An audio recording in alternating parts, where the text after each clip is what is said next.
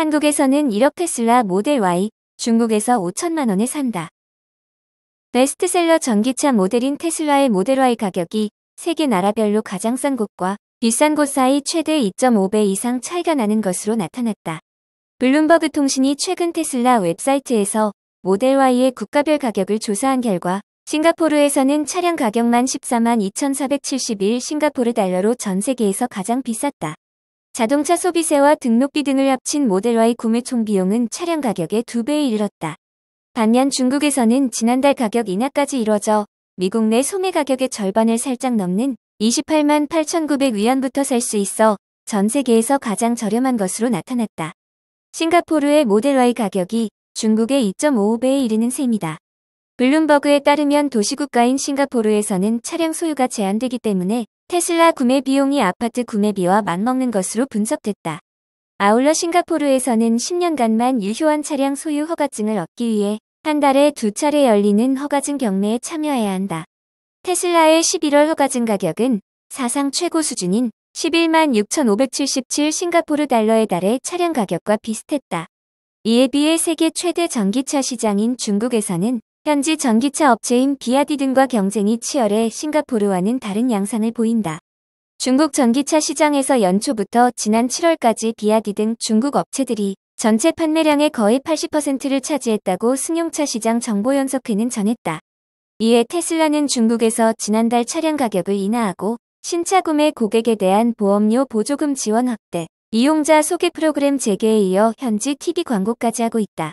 이런 움직임은 차량 구매 후 인도받을 때까지의 대기시간이 올해 초 22개월에서 최근 일주일로 줄어드는 등 테슬라의 중국 내 판매가 정점을 지나 하락세를 보이는 가운데 나온 것이다. 한편 모델 Y의 한국 가격도 7만 1,475달러로 블룸버그가 집계한 42개국 중 6번째로 고가였으며 중국보다 약 76.9% 높았다. 중국 떠나는 애플, 제로 코로나에 지쳤다. 중국의 제로 코로나 정책에 지친 애플이 대중 의존도를 대폭 줄이는 탈중국 계획을 가속화하는 것으로 알려졌다. 애플이 미국이 중국을 공급망에서 배제하려는 움직임과 맞물려 생산 기지를 중국 밖의 인도와 베트남으로 이동한다는 포석이다. 월스트리트 저널에 따르면 애플이 최근 협력 업체들의 중국이 아닌 인도와 베트남 등 다른 아시아 국가에서 생산을 늘려달라는 입장을 전달했다. 애플이 공급망 다변화 계획에 착수한 건 최근 아이폰 도시로 불리는 중국 정저우 공장에서 잇따른 인력 이탈 및 시위 사태 때문인 것으로 알려졌다.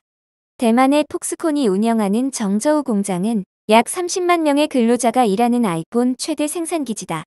아이폰 14 프로와 아이폰 14 프로 맥스 등 전 세계에 공급되는 아이폰의 85%가 이곳에 생산된다. 하지만 중국의 제로 코로나 봉쇄 정책으로 지난달 현지 노동자가 대거 공장을 집단 탈출했고 새로 채용된 인력 상당수도 수당 문제와 방역 정책에 반대 시위를 벌인 뒤 생산 라인을 이탈했다. 올해 정저우 공장의 아이폰 생산 목표는 9천만 대였으나 집단 탈출 사태 이후 8,400만 대로 낮춰져 생산 부족분이 거의 600만 대나 타격을 받은 상황이다. 시장 분석가인 다니엘 아이브스는 중국의 코로나19 정책이 애플 공급망에 직격탄이 되고 있다고 지적했다. 애플 분석 전문가인 거밍치 TF증권 애널리스트는 그동안 한 자릿수였던 인도의 아이폰 생산 비율이 40에서 45%까지 확대될 것이라고 짚었다. 또 베트남이 에어팟과 스마트워치, 맥북 등 여타 애플 제품의 생산을 더 많이 담당할 것이라는 관측이 나온다. 애플은 최대 협력 업체인 폭스콘에 대한 의존도도 줄이기로 했다고 월스트리트 저널이 전했다. 이렇게 되면 중국 경제에도 상당한 영향을 미칠 것으로 보인다. 폭스콘은 2019년 정저우 공장에서만 320억 달러 규모의 제품을 수출했다. 폭스콘이 지난해 중국 전체 수출에서 차지한 비율은 3.9%에 달한다. 하지만 애플 기술팀이 궁극적으로 인도나 베트남의 부품 제조업체들과 연계해 신제품을 개발할 수 있는 환경이 구축되지 않으면 독보적인 중국 위상이 흔들리지 않을 것이라는 지적도 나온다. 단순 부품 조립 수준으로는 인도와 베트남 생산 공장이 중국을 위협하지 못할 것이라는 이야기다. 아울러 애플의 공급망 다변화 구현 계획에 세계 경제의 둔화가 변수로 작용할 수 있다. 경기 침체와 애플의 고용 둔화 속에서 새로운 제조 기지를 단기간 구축하는 건 불가능하다. 해마다 자사 제품의 새로운 모델을 중국 제조기지에서 출시하는 상황에서 단숨에 공급망 교체도 난망이다. 전 애플 운영 관리자였던 케이트 화이트헤드는 애플이 필요로 하는 규모의 제품을 생산할 대체자를 찾는 것은 쉽지 않다고 말했다. 구글, EU 최고 법원의 안드로이드 반독점 벌금 항소. 구글이 안드로이드 운영체제가 모바일 경쟁과 소비자 선택권을 제한한다며 막대한 금액의 반독점 벌금을 부과한 유럽연합에 끝까지 항소할 뜻을 밝혔다. 블룸버그 등 외신에 따르면 구글은 41억 2,500만 유로의 반독점 벌금 부과에 불복하며 EU 최고법원인 유럽사법재판소에 항소했다. 이날 구글 측은 법적인 해명이 필요한 부분이 있다며 안드로이드는 모두에게 더 많은 선택권을 제공했고 유럽과 전 세계의 수천 개의 성공적인 사업을 지원했다고 성명을 발표했다. 지난 2018년 EU 집행위원회의는 구글에 43억 4천만 유로의 벌금을 부과했는데 지난 9월 하급법원이 유럽위원회의 주장을 대부분 인용하며 벌금을 41억 유로로 다소 줄여놨다. 이 벌금은 2017년부터 2019년 사이에 위원회가 구글을 때린 세 가지 블록버스터 반독점 처벌 중 하나다. 구글은 이외에도 구글 쇼핑을 경쟁 서비스에 대해 부당하게 우대한 것에 대한 벌금 24억 유로와 온라인 검색 광고에서 우위를 남용한 것에 대한 벌금인 14억 9천만 유로에 대해서도 각각 항소 중이다. 중국 니오 공급망 역풍 딛고 전기차 판매량 증가 전망. 중국 전기차 제조업체 니오는 공급망 역풍 완화와 신규 모델 출시 등으로 11월에 판매량이 증가할 전망이라고 IBD가 보도했다. 니오는 1일 11월에 판매 수치를 발표하고 중국 본토 전기차 거물 비아디도 며칠 후에 발표할 예정이다.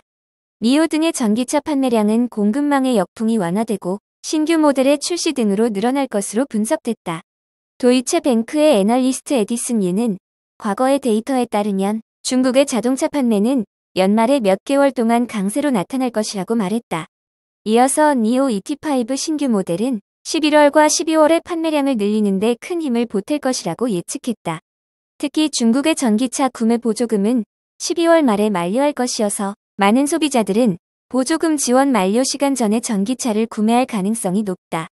니오 등의 11월 판매량은 늘어날 것으로 분석됐다. 그러나 사실상 비아디를 제외한 대부분 전기차 스타트업들은 코로나19 방역 규제 강화 봉쇄와 부품 공급 부족으로 인해 10월의 판매량이 전월 대비 하락한 것으로 나타났다. 10월 비아디는 21만 7,816대 전기차가 팔렸고 이 중 순수 전기차의 판매량은 10만 3,157대로 전년 동월 대비 150% 폭증했다.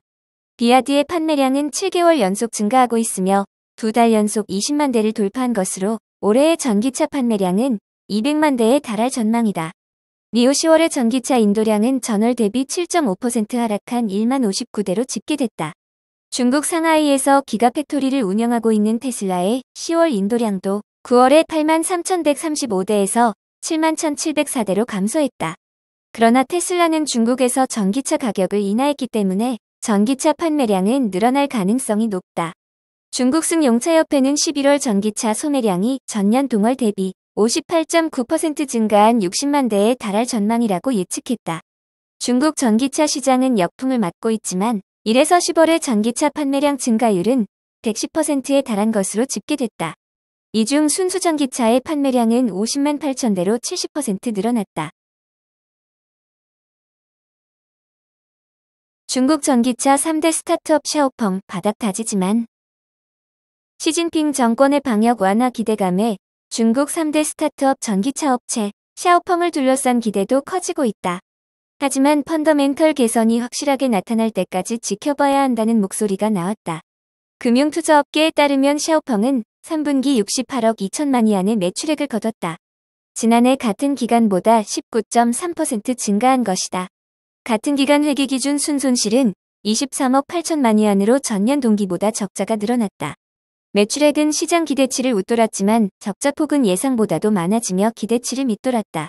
다만 자동차 부문 매출액은 62억 4천만 위안으로 전년 동기보다 14.3% 증가했고 자동차 부분 총 매출 이익률 역시 11.6%로 전분기보다 2.5%포인트 늘어났다. 믹스 개선과 배터리 관련 원자재 가격 안정화 덕분이다라는 평가다. 이지수 한국투자증권연구원은 이번 실적을 회복의 시그널이 나타나고 있다고 평가한다.